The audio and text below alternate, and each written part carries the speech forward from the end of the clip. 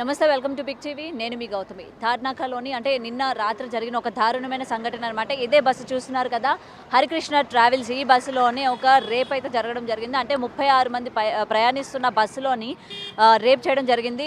Conductors ఇద్దరు కూడా ఇందులోనే ఉన్నారు. అండ్ ఇద్దరు కూడా ఏంటంటే అఘాయిత్యం చేశారు అని అయితే మనకి ఆ మహిళ చెప్పడం జరిగింది. అండ్ ఇప్పుడు ప్రెసెంట్ ఏంటంటే మనం ఇదే సిచ్యువేషన్ అంటే ఇదే లొకేషన్ దగ్గర ఉన్నాం అనమాట. అండ్ ఈ బస్సుని ఏంటంటే ఆ మహిళ ఈ గ్యాంగ్ రేప్ అంటే ఈ ఇద్దరు కూడా రేప్ జరుగుతున్న సమయంలోనే ఆవిడ ఎవరైతే ఉన్నారో రేప్కి గురైన ఆవిడ పోలీసులకి ఇన్ఫామ్ చేయడం జరిగింది. 100కి కాల్ చేసి వెంటనే వాళ్ళు ఏంటంటే లొకేషన్ని చేస్ చేసి బస్సును కూడా పట్టుకోవడం జరిగిందనమాట. ప్రజెంట్ మనకి పిఎస్ దగ్గర ఈ బస్సు అయితే ఉంది. అండ్ నిన్న మనకేంటంటే డ్రైవర్ అండ్ కండక్టరే కాకుండా నిన్న ఆఫీస్లోని అంటే మొత్తం కూడా నిన్న బస్సులోని ఉన్న ఇంకొక వ్యక్తి వాళ్ళు మనతో పాటు ఉన్నారు. అసలు ఏం జరిగింది ఏంటి, ఇంత అఘాయిత్యం జరుగుతున్నప్పుడు ఆ 36 మంది ప్యాసింజర్స్ కూడా ఉన్నారు కదా, ఎందుకని ఎవరు కూడా ఛార్జ్ తీసుకోలేదు, ఎందుకని ఎవరు కూడా బయటకు వచ్చి మాట్లాడలేదు, అంటే కాపాడే ప్రయత్నం కూడా ఎందుకు చేయలేదు, అసలు ఏం జరిగింది నిజ నిజాలు అన్నీ కూడా తెలుసుకుందాం. మీ పేరు? నా పేరు నవదీప్. నవదీప్ నవదీప్ నవదీప్. నిన్న బస్సులో మీరు ఉన్నారా? అవును. అసలు ఏం జరిగింది ఏంటి? నేను క్లీనర్వి. ఓకే. క్లీనర్స్ నార్మల్గా బస్సులో ఉంటారు కదా. ఏం జరిగింది అసలు, ఎవరు ఎలా జరిగింది ఏంటి అన్నది చెప్పండి. నిన్న మా డ్రైవరు ఒక లేడీ ఎక్కింది మా దాంట్లో. వాళ్ళ రిలేషనే అంట, వాళ్ళు క్లోజ్గా ఉన్నది చూసాను. అంటే డ్రైవర్కి రిలేషనా కండక్టర్? డ్రైవర్కి రిలేషన్. అది ఆమె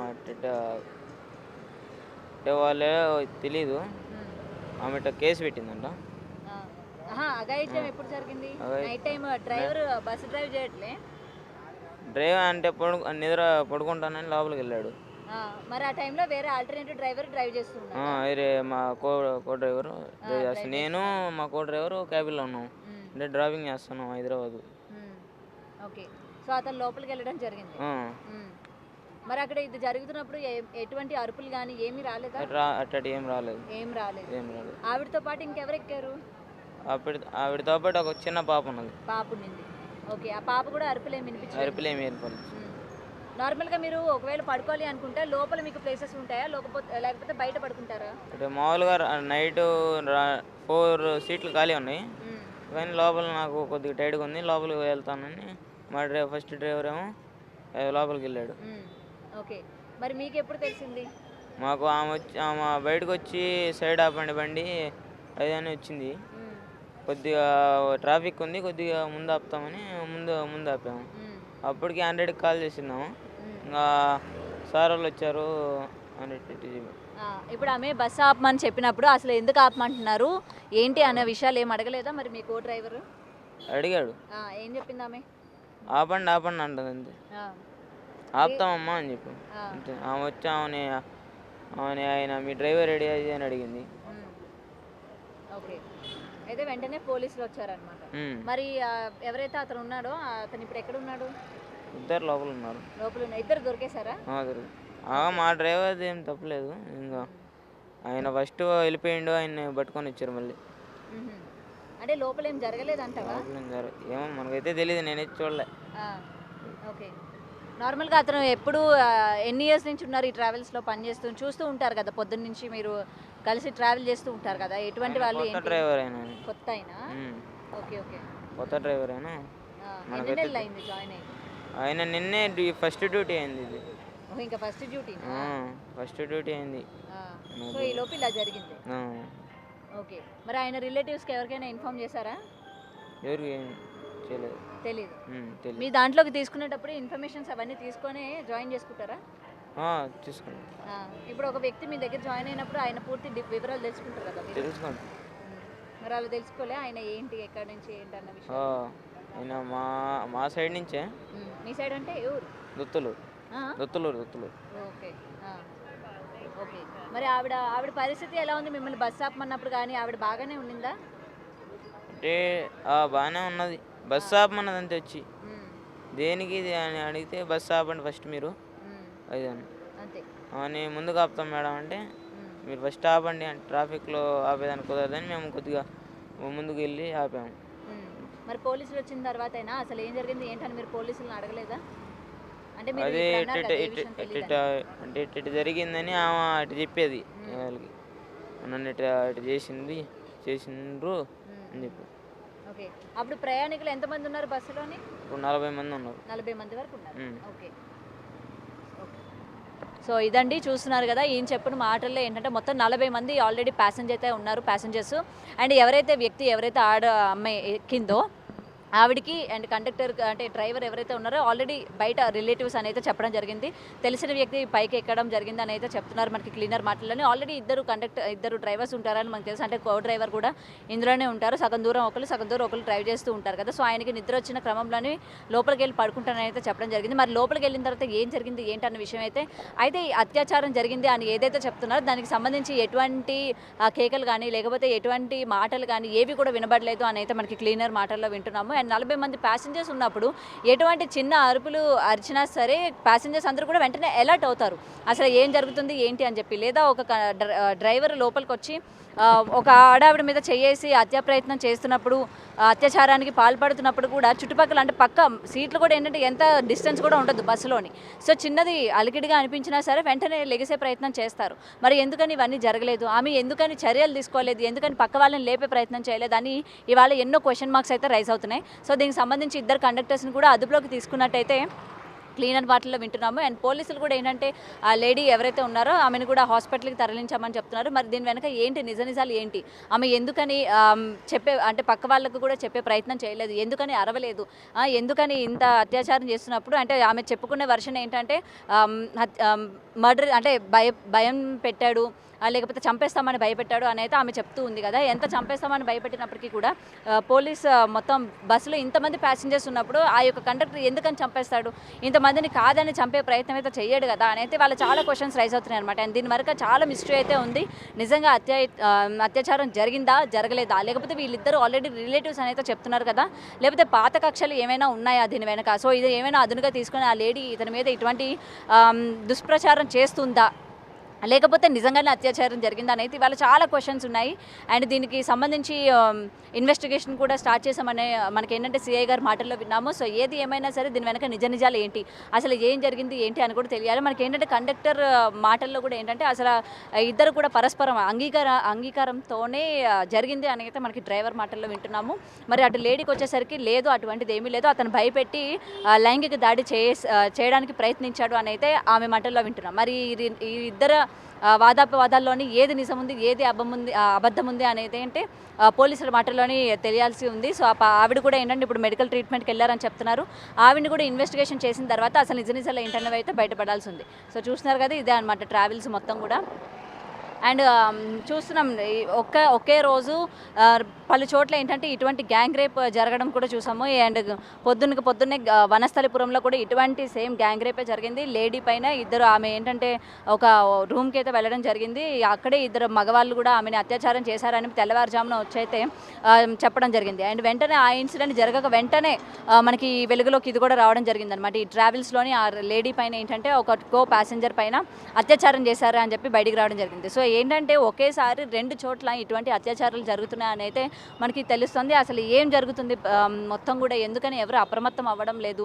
సో చూడాలి మరి దీని వెనక ఏముంది ఏంటి అని. అండ్ దీనికి సంబంధించిన ఈ ట్రావెల్స్కి సంబంధించిన ఓనర్ అలాగే ఆ రోజు ఈవినింగ్ డ్యూటీలో ఉన్న క్లీనర్ కూడా ఇవాళ మనతో పాటే ఉన్నారు. అండ్ క్లీనర్ మాటల్లో కూడా ఏంటంటే ఆ కండక్టర్ తప్పేమీ లేదు, సో మాకు అట్లాంటి శబ్దాలు ఏమీ వినిపించలేదు, ఒకవేళ నిజంగా లైంగిక దాడిగా జరిగితే ఆమె అరుపులో లేకపోతే ఏమో ఒకటి వినిపిస్తాయి కదా, మేము వెళ్ళి ఆపే ప్రయత్నం కూడా చేస్తాము. సో ఇటువంటివి సంబంధించి ఎటువంటి మాటలు కానీ లేకపోతే అరుపులు కానీ ఏమి కూడా మాకు వినబడలేదు. వీళ్ళకే కాదు లోపల ఉన్న ప్యాసింజర్స్ కూడా వినిపించలేదు అని అయితే ఇక్కడ మనకి క్లియర్గా తెలుస్తుంది. చూడాలి మరి దీని వెనక ఏమైనా పాత పగలు ఉన్నాయా, లేకపోతే వీళ్ళిద్దరికి ఏమైనా పడవా, లేకపోతే వీళ్ళ ఫ్యామిలీస్కి ఏమైనా పడవా, మరి వీటన్నిటికీ సంబంధించి ఇవాళ చాలా క్వశ్చన్స్ రైజ్ అవుతూ ఉన్నాయి. అండ్ వీటన్నిటికీ ఆన్సర్స్ వాళ్ళిద్దరిని కూర్చోబెట్టి ఇన్వెస్టిగేషన్ చేసిన తర్వాతే మనకైతే తెలియాల్సి ఉంది. ఇంకా ఇక్కడ కొంతమంది అయితే ఉన్నారు, వాళ్ళ మాటల్లో కూడా తెలుసుకుందాం. అసలు ఇదంతా చూసిన తర్వాత మీకేమనిపిస్తుంది, నిజంగానే ఇలాంటి ట్రావెల్స్లోని ఆమె ఏదైతే ఆరోపణలు చేస్తుందో లైంగిక దాడి జరిగిందని చెప్పి దీని మీద మీకు ఏమనిపిస్తుందండి? జరిగిందా జరగలేదా అనే విషయం పోలీసులు తెలుస్తారండి. కానీ నిత్యం లక్షలాది మంది ప్రయాణించే ఈ ట్రావెల్స్లలో ఇలాంటి ఘటనలు చాలా దురదృష్టకరం. అసలు సేఫ్టీ అసలు డ్రైవర్లు ఇలా ప్రవర్తించడం ఏంటండి? నిత్యము అమ్మాయిలని ఎక్కడి నుంచో హైదరాబాద్ చదువుకోడానికి వచ్చిన వాళ్ళని ఎక్కడి నుంచో దూర ప్రాంతాల నుంచి ట్రావెల్స్లలో సేఫ్గా విడిచిపెట్టి వెళ్తామని అనుకున్నారు తల్లిదండ్రులు. కానీ ఇలాంటి ఘటనలు చూసిన తర్వాత వాళ్ళకి ఎక్కడదండి సేఫ్టీ? ట్రైన్లలో రాలేరు దొంగలు, ట్రావెల్స్లలో ఇలాంటి ఘటనలు. మరి ఫ్లైట్కి వస్తారా? అలాంటి సదుపాయం కూడా లేదు కదా, మరి ఎలా రావాలి? ప్రయాణాలు అవి సురక్షితమైన ప్రయాణాలు అయితే మంచిది, ప్రజలకు కానీ ప్రభుత్వాలకు కానీ ఎవరికైనా మంచిది. కానీ ఇలాంటి ఘటనలు జరిగితే దీని మీద ఖచ్చితంగా సీరియస్ యాక్షన్ తీసుకోలే. ఇలాంటి ట్రావెల్స్ని అసలు తిరగనియొద్దు ఫస్ట్. ఇలాంటి ట్రావెల్స్ తిరగడం వల్లనే ఈ జనాలకి ఇలాంటి ఘటనలు జరుగుతున్నాయండి. అండ్ ఇంకొకటి, ఆల్రెడీ 40 మంది ప్యాసింజర్స్ అయితే ఉన్నారు కదా, ఆ వెనక కూడా మేము ఆల్రెడీ బస్సులోకి అయితే వెళ్ళడం జరిగింది. వెనక కూడా ఎంత డిస్టెన్స్ ఉండదు, ఒకవేళ అటువంటి దాడి జరిగినా ఒక కేక్ వేసేటప్పటికి ఎవరో ఒకరు వస్తూ ఉంటారు కదా. మరి ఇదంతా చూస్తుంటే ఏమనిపిస్తూ ఉంటుంది, ఇక్కడ ఎవరి వైఫల్యం అని చెప్పుకోవచ్చు, లేకపోతే ముందున్న వాళ్ళు నాకెందుకు అని వదిలేశారంటారు? దీన్ని మనం 2 రకాలుగా చూడొచ్చండి. ఒకటి, ఆయన భయపెట్టి ఉండొచ్చు, లేదంటే ఆమె కన్సెంట్తోనే అయ్యి ఉండొచ్చు. మరి ఏది తెలుసాలన్నది మనం కాదు కదండి. లా ఎన్ఫోర్స్మెంట్ వాళ్ళు ఉంటారు, వాళ్ళు చూసుకుంటారు. వాళ్ళు కేసు అయితే అయిపోయినట్లుంది. సో మెజిస్ట్రేట్ దగ్గరికి వెళ్ళాక విషయం అనేది బయటపడుతుంది. సో మనం దాని మీద ఎలాంటి కామెంట్ చేయలేం. ఓకే. సో దీనికి సంబంధించి ట్రావెల్స్ అతను కానీ ఇక్కడే ఉన్నట్టున్నారు కదా, మరి వాళ్ళతో ఏమైనా మాట్లాడారా? లోపలికి వెళ్ళి చూసే ప్రయత్నం ఏమైనా చేశారా? మేము ఎలాంటి ప్రయత్నాలు చేయలేదండి. కానీ ఇలాంటి ట్రావెల్స్ అసలు తిరగకూడదనే మా ఉద్దేశం. ఇలాంటి ఘటనలు జరిగిన తర్వాత కూడా ఇలాంటి ట్రావెల్స్ రోడ్ల మీద తిరగనిస్తే అది సమాజానికి చాలా చెడ్డ అవుతుంది. అందుకనే మేము ఇలాంటి వారు తిరగనియొద్దు. సో వీటిని ఏదో ఒకటి చేయాలన్నట్ల మేము పోలీస్ స్టేషన్ కూడా రావడం జరిగింది. అండ్ ఏ బస్సులోనైతే ఆమె అత్యాచారం చేశారు అని చెప్తున్నారు కదా, ఒకసారి మనం బస్సు లోపలికి అయితే వెళ్దాం. అసలు ఎంత డిస్టెన్స్ ఉంటుంది ప్యాసింజర్కి అని అయితే చూపించే ప్రయత్నం చేస్తాను.